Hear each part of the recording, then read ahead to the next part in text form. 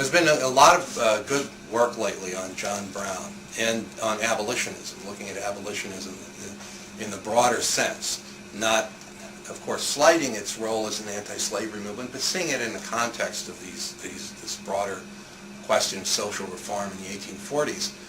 And I was reading some of the literature on that, and in the course of reading it, I was encountering very familiar names familiar to me as basically a labor historian. What happened when the war broke out? Of course, not all of them went to Harper's Ferry, and some of them were absolutely hostile to the idea of of having a raid on a U.S. arsenal, mostly because they said it was going to just be a completely suicidal failure. After the war broke out, these people were involved in assisting runaway slaves in refugee camps, and especially large numbers of Indians who were driven out of the Indian Territory.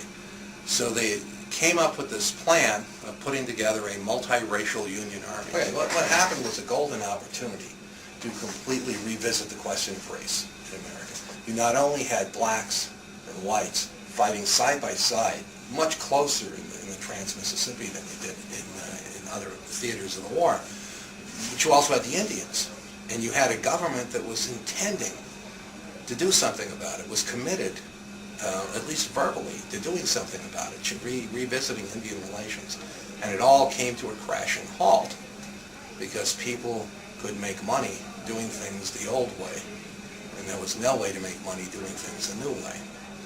So the end result is this sort of short-term interest of McKee and Company and Governor Thomas Kearny's company, and whether or not Blunt was going to be able to sock money aside in his savings. All those things became much more important than the opportunity that presented itself. And that's the great tragedy of the war, is that it leaves issues that still have to be refought.